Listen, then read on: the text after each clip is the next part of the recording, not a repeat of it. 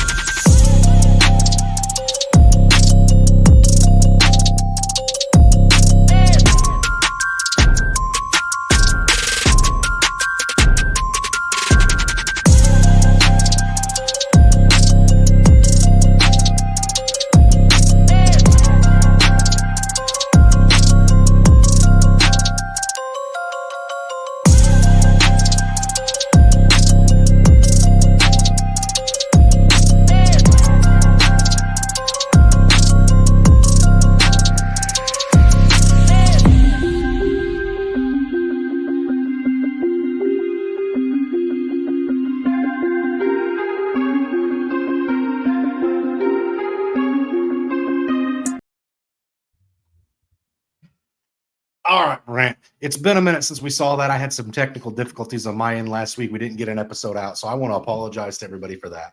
But this is a special episode. We're getting ready to get you guys set up for the playoffs. We've got some defenses on tap that are riding high right now that have extremely easy schedules. Brant's got some other defenses to potentially look at streaming week by week. And we've got some handcuffs, running back handcuffs that you are must-owns for the playoffs, whether you own the guy that they're cuffing or not. These are guys that are worth rostering. And then, Brant, you've got some wide receivers to potentially look at as well. I have one name I want to throw out there myself. So let's go ahead and jump right into this, Brant. Let's start off with the defenses, because at the end of the day, it's not just coaches speak. Defense wins championships, especially if you have a league where a defense is in there. You can't be having defenses put up negative points or even single-digit points. So tell me what you've got for defenses, Brant. One of my favorite ones is one that's probably been dropped over the last few weeks, as we just saw them get derailed by the San Francisco 49ers. That's the Philly defense. Yes, their secondary is a little beat up, a little banged up, a little easier to get through on. But let's look at some of the teams they get to play that's going to be real easy to get to their quarterbacks. And that's Seattle, who doesn't pose a whole lot of threat on the offensive line right now. The New York Giants, who knows who their quarterback is going to be at that time. And the Arizona Cardinals. These are teams that they really can create some sacks, get between the lines, or get get past the line and to the quarterbacks. I really think that the Philadelphia Eagles, could be a winning defense for a lot of teams. And like I said, they're very easy, probably easily to acquire on the waivers, especially with the fact that they just played San Francisco. Odds are they're probably still sitting out there. And I believe they have another tough matchup this week with Dallas. So if you can get them early, now's the time. Wait for waivers to clear, scoop them up, stash them on your bench. Get rid of some of that depth, like maybe a Trey Palmer who's never going to make your lineup. Get rid of him. Stash the defense for the playoffs. Yeah, and so sometimes it's hard to advocate, Brant, because you mentioned cutting the dead weight earlier before we hit the intro, and it's like that just makes me cringe because us fat boys, we don't cut dead weight. That's what makes us fat boys. But when it comes to this lineup, if you've got a guy in your lineup, and again, I want this to be known, if you've made the playoffs, Brant, you've got a good starting core and a couple good rotational pieces. Otherwise, you wouldn't be there, right? So you don't need those guys that are the low hanging, like dud, like just not picked over guys that you could set on the waiver and nobody else is going to pick up players when you could go out and stash one of these defenses. Like you mentioned, the Eagles, who just got derailed as you used against the Niners and are probably going to get exposed again this week by the Cowboys. But then that schedule gets really nice. And you're talking about juicy revenge games, which again, I think right now I'm a little scared of Seattle's offense. If they start going through DK, man, running the fastest play in the NFL this season, and that's against like Tyreek Hill, who's had some breakaway touchdowns. DK was on a next level this Thursday. So I do think that Seattle offense is bouncing back a little bit, so it does make me nervous. But that Arizona matchup, and then what was the other team you said they played in the middle there, Brant? You said the New York Giants. Tommy DeVito.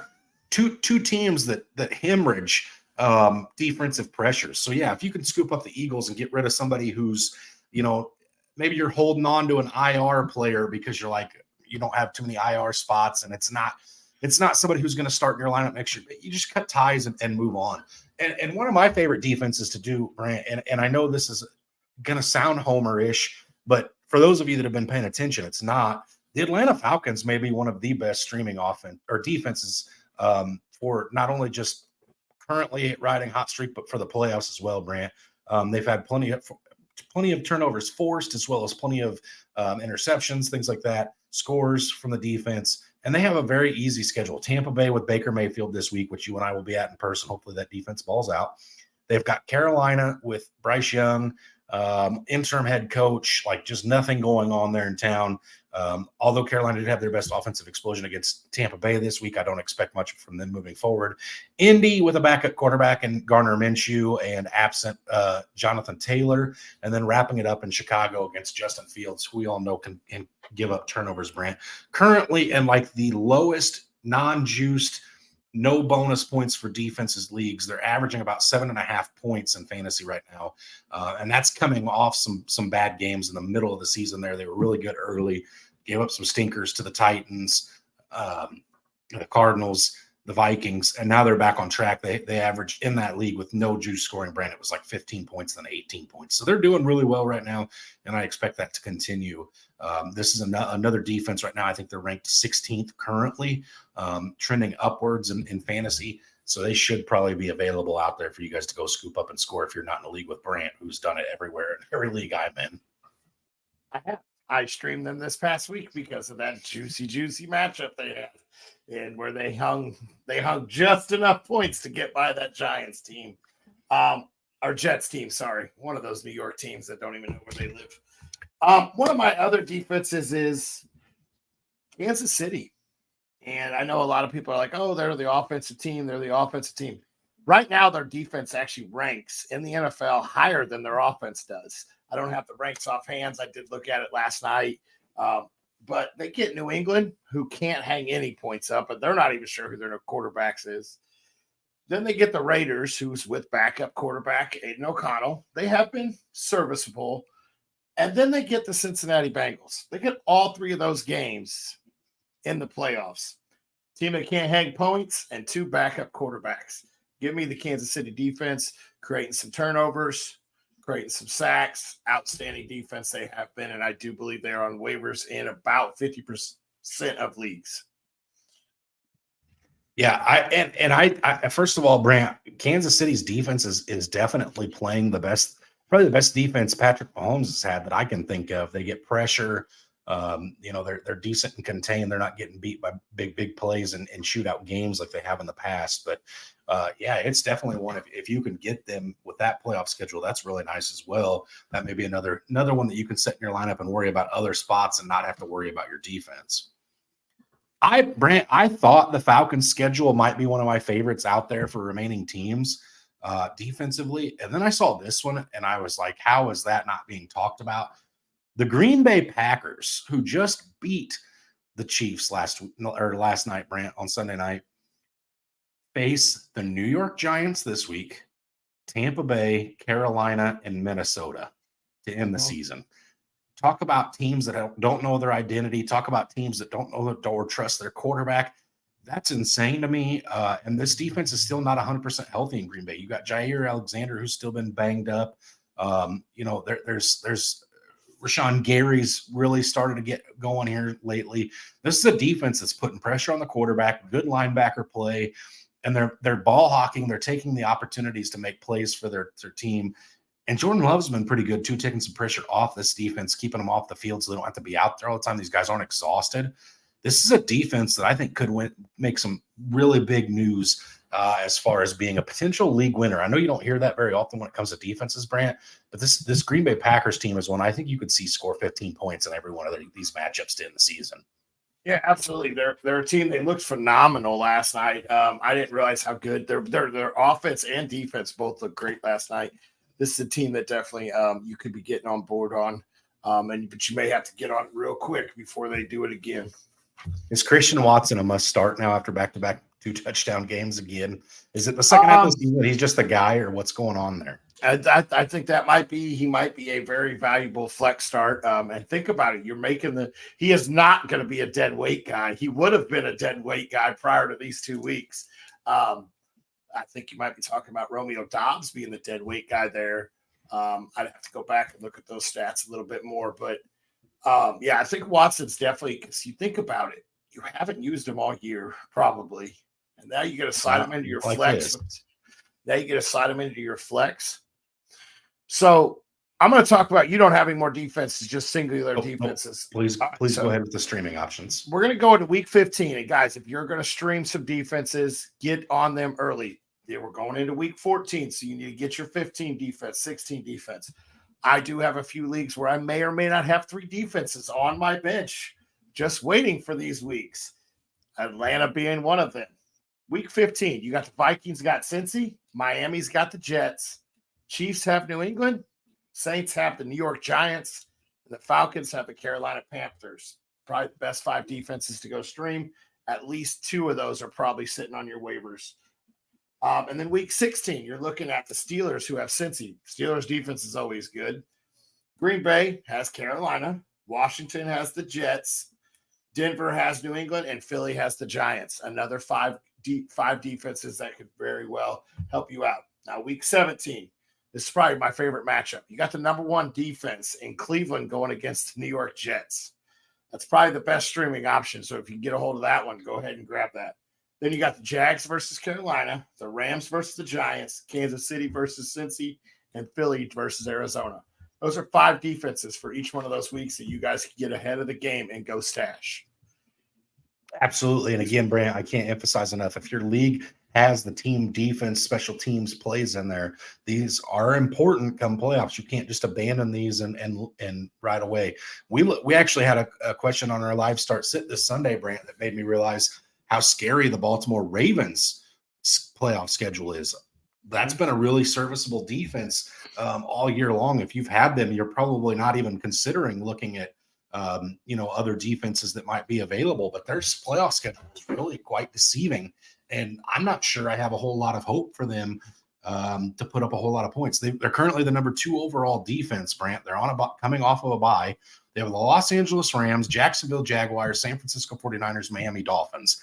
I don't hold a lot of hope for them to keep those teams under 20 points a game, maybe some turnovers. But, man, you're talking about some really high-powered offenses coming into town there. And this is why I say you go if you're the team that owns Baltimore, you've been extremely happy with what you've got with them so far, Brant. Maybe your team's playing really well. You're first or second seed in the playoffs. and all of a sudden your team's getting torched by the Miami Dolphins, and you're playing some team that's like 7-6 making the playoffs, who has, the Kansas City Chiefs defense or the Philadelphia Eagles defense for week 17 against the Arizona Cardinals. And all of a sudden your good team's matching up with another good team, but they got the edge on you with defensive points. It happens every year in fantasy, Brant. It's a forgotten position. Mm-hmm. And if your league has it, you have to stay on top of it. Yep. Kickers, I'm not going to go into it. Kickers are also a forgotten position. I may or may not have won my title because of the fact that I swapped my kickers last minute. And instead of a rainy, sloppy game, I went into a dome kicker, and I had Matt Prater, who I think hung like 18 points for my kicker that week. He had like 3 50-yard bombs and some extra points. So keep an eye on your kicker. Really keep an eye on this weather here. Also, I'm not going to go through names because weather changes so much. And we will be Sunday mornings live start sit to be there too. Go ahead and keep you informed on weather of games and what to look for. But all right, Brent, let's get into these handcuffs. But before we do, I think it's worth prefacing, you don't necessarily have to own the starting running back in these teams. If you've got available bench space, picking these guys up sometimes can be just as good for you as it is bad for your league mates. And if you're in leagues like I'm in, I love being able to hold something over one of my friends' heads and say, look what I got that you want, you can't have, or that sucks to suck. You're not going to win this week because I have that player that you need. So this is that chance to go do that for the playoffs when it really, really matters, Brant. So who's a running back that you're interested in for this playoff stretch that right now is not the starter on their team, but very well could be? Let me tell you, they played the number 29th ranked defense in week 15. They played the number 27th ranked defense in week 16, and they play the 31st ranked defense against running backs in week 17. So if the starter goes down in Philadelphia, if DeAndre Swift goes down in Philadelphia, you get a cheaper version in Kenneth Gainwell. He can still run between the tackles. He will still catch the ball in the open field. This is a must-own handcuff for me. Like I said, 29, 27, 31. Seattle, the New York Giants, and Arizona, some of the worst defenses against running backs and fantasies, absolutely should be automatically rostered somewhere in your league. After waivers clear, go out and pick him up. We've seen Swift go down with injuries. We know Philly has a tough schedule. They're coming off a tough game. They play a very tough defense this week. You could really easily see, I don't want to wish injury on anybody, but if Swift goes down, Kenneth Gainwell could be a huge upside for anyone that's holding on to him. Absolutely, Brant. I'm going to talk about these two guys here in like the same breath here, Brant. So I'm just going to go through them pretty quick. And again, of course, I'm not wishing injury on the starter for this team because I have him in several leagues and it's my team. That's the Atlanta Falcons with Bijan Robinson. And of course, that means I'm talking about Tyler Algier and Cordero Patterson. Now, right now, Cordero Patterson, I'll start with him first because he's got the least value of the two if there isn't something that happens to Bijan. But right now, Cordero Patterson is averaging 4.3 yards per carry, second highest on the team behind only Bijan. He's actually out carrying yards per carry over Tyler Algier. And if either of Bijan or Tyler Algier get hurt, Cordero Patterson steps up into that number 2 role, or if it's it'd be a 50-50 split with Algier because he's a better pass catching back than Algier. You could really see Cordero Patterson get back into that hybrid role, Brent, that he had in the 2020 or the 2021 and 2022 seasons where he finished as the RB9 and RB30 respectively. So this is a guy that, again, he's running angry. If you watch the games, he's looking for contact. He's looking to go run people over. He's a big physical back that by the time it's the fourth quarter, defenses are tired of getting hit by him. They're shying away. They're going down for his legs. He's hopping over him, taking him off. And again, he's got Carolina, Indy, and Chicago to finish the season out. Pretty good matchups. Same for Tyler Algier. Now let me get into him for a minute. So in the 2 games this season, Brant, that he's got over 50% of the snaps, both games he finishes a high RB2 with RB1 upside. What I mean by that is had he have had a touchdown in either of those games, you see his value go way up. The Atlanta Falcons identity at this point is a running team. Drake London, Kyle Pitts, those are all great. Desmond Ridder is not. Arthur Smith is not. What Arthur Smith does do well is run the damn ball. If Bijan Robinson goes down, Tyler Algier is the league winner in fantasy football, Brent, because we already know Arthur Smith loves him anyway. And if there's no Bijan Robinson in town, Tyler Algier is a league winner. Absolutely. Absolutely. Go out, get that guy. A lot of people have started to drop him because Bijan has taken over, but that is definitely one guy I'll be holding on to if possible. And then this one's another one that it was really shocked me when I just looked. He's about 20% owned in most redraft leagues. Dynasty, I'm pretty sure he's owned pretty much across the board. And he gets the number 26th ranked running defense, 18th ranked rush defense, and the 32nd worst, or the worst rush defense against fantasy running backs. And that is Joshua Kelly of the Los Angeles Chargers. If something happens to Eckler, once again, we've seen Eckler go down with injury. Joshua Kelly gets a pretty tasty matchup where he gets the Raiders, the Bills, and Denver. Denver is actually giving up the most fantasy points to running backs. Shocked me when I looked that up because I could have swore it would have been Seattle. We're actually third worst. But I'm going out and I'm picking up Joshua Kelly's another guy that definitely should be out there and rostered on most teams in fantasy.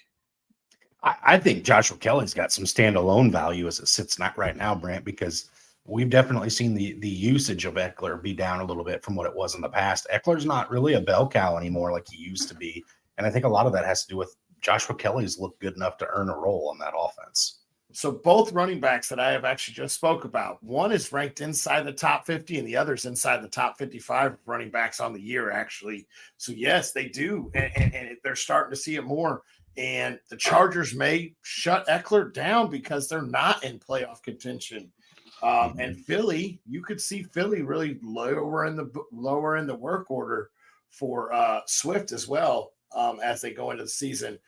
Maybe not so much after taking that L last night, but they definitely could be considering to lower his workload.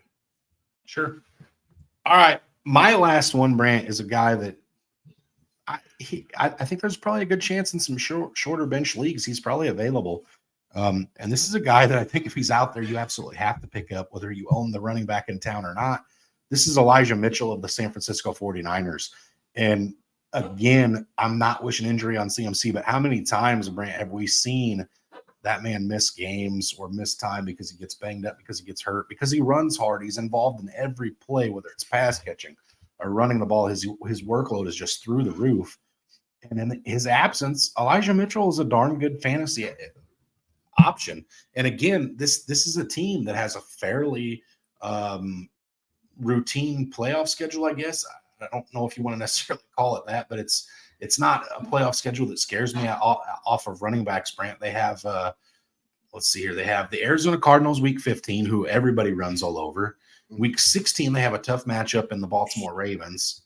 And then week 17, they have the Washington Commanders. So these are all teams you can run on. And if CMC happens to not be available, you're talking about Elijah Mitchell as a guy that helps win leagues as well.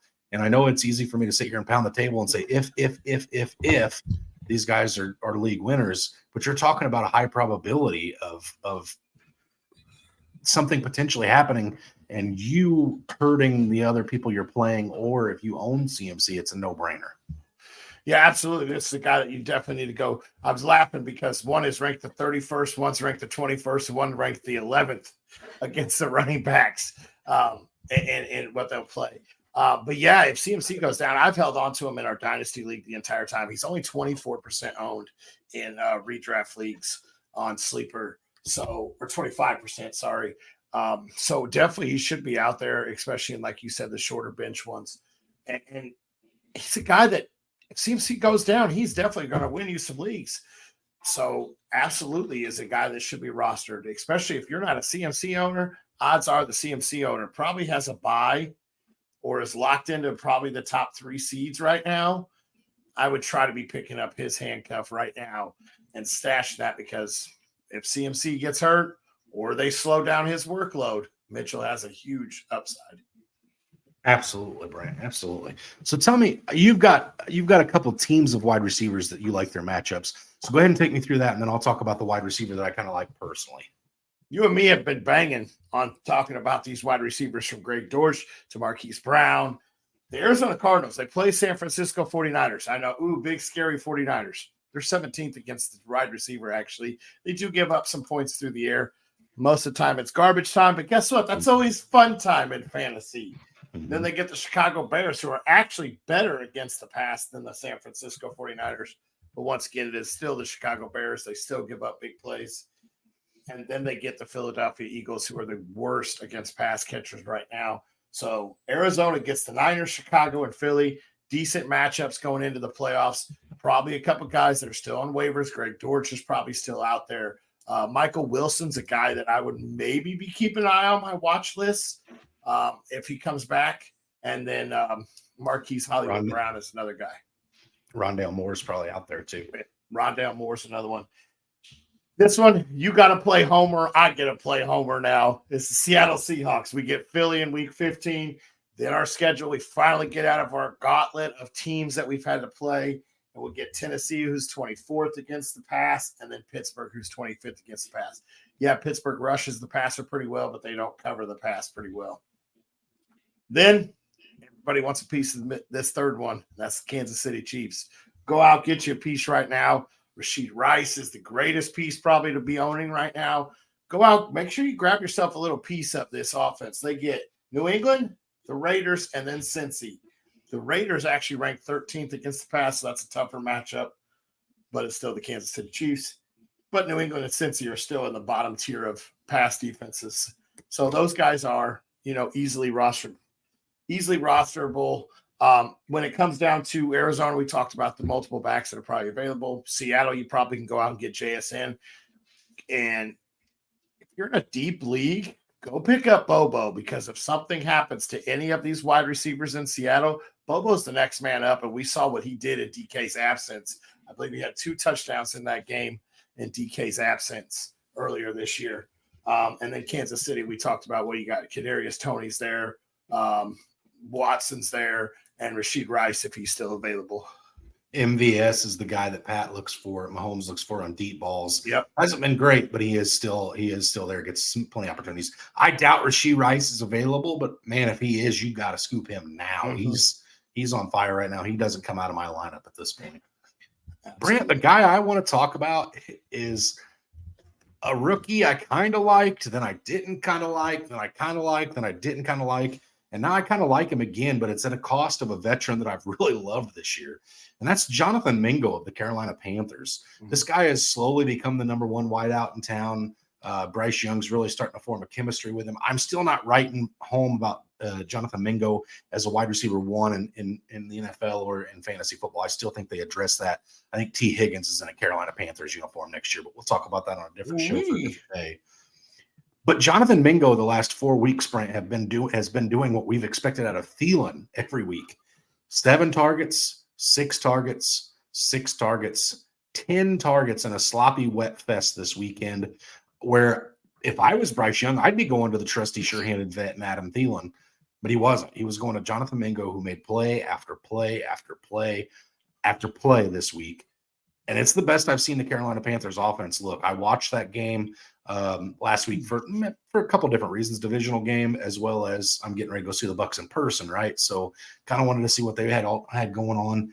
Jonathan Mingo was the star of the show, and it was quiet how he did it, Brant, because it was just 10-yard catch, 7-yard catch, 13-yard catch, 8-yard catch. It's just quiet all day long, but he was just catching the ball. Bryce Young was looking his way all the time. This is a guy that I think, again, in those deeper leagues where maybe I don't want to carry 4 tight ends into the playoffs, or my quarterback's coming through. I've got Josh Allen as my quarterback.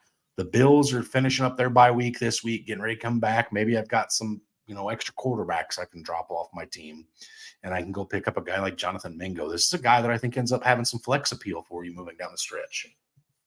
Really, that's a guy that if you can go get a hold of him in Dynasty now, might be your last possible chance to make a move to go get him.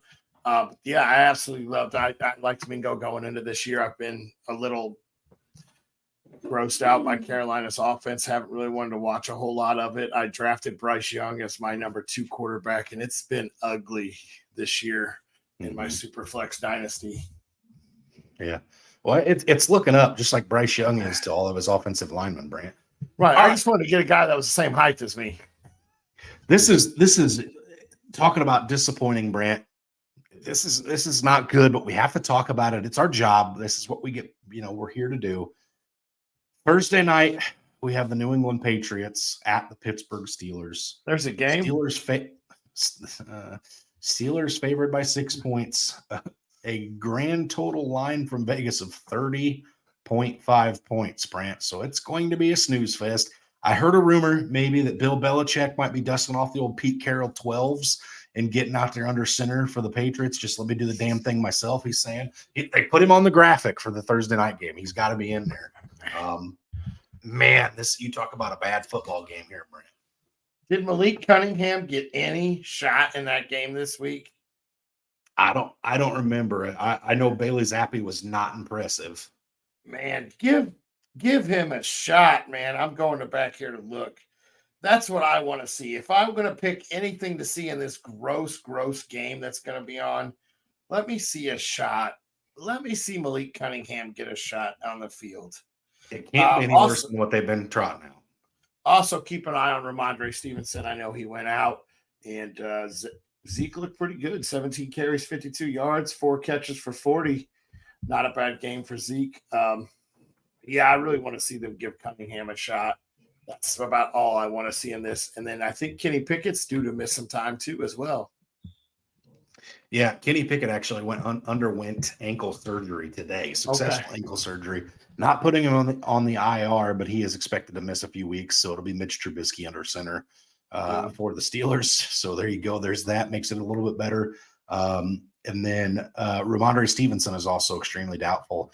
Right now, the last I'm reading out of camp is that they're expecting him to miss a few games potentially. So gross. If you love punters and field goal kickers, this game is for you. Really, go out. Where is the game at? I didn't look. Is it in Pittsburgh? Oh, if the weather's nice, you might go get yourself a kicker. But you brought up Zeke, and the reason I want to bring up Zeke is one of these guys that also has very favorable matchups. So if Stevenson is going to be missing some time, Zeke's only owned in 40% of redraft leagues right now. So Zeke's a guy that is on the top of my waivers right now. He does have a very, very tasty playoff matchup. So that's one guy that I definitely would be looking for. Man, that's going to be gross. He is on the injury report as of now. I don't remember why. I just saw him get changed to questionable. Thigh injury. So potentially keep an eye on him too. I don't know how much they give him work. Like I said, Brent, this game is disgusting. This is one I'm going to watch it just because I'm going to, but I don't know how excited I am to watch this. I'm kind of glad I won't be home. My kids have a game that night. There's a state championship game across the street. I will go enjoy some school basketball over that. I don't blame you. Yeah, because there might be more points. Well, there should be. There should be. You could put on like a game of kickball on the Ocho, and I might watch that over this game. But nonetheless, that's what we've got for you this week, Brant. It's time to start making them moves for the playoffs, getting yourself ready.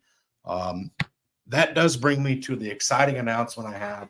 Brant and I are obviously going to be MIA this weekend from the live start sit Sunday. We hate to do that to you guys, but I do want everybody to know we're leaving you in very, very capable hands. We've got the man, Josh Rodriguez, and Patrick Jacks getting on here, covering in our absence. They got some big trousers to fill, massive weight line, massive dents and chairs to leave this weekend. I better hear their menu. I better hear their menu.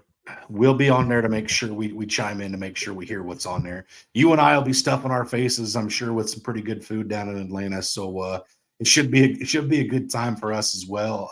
And like I said, there's always that chance, Brant. We may pop on and just say hello. Absolutely, absolutely, guys. This concludes our episode this week. As always, stay hungry, stay fat, my friends.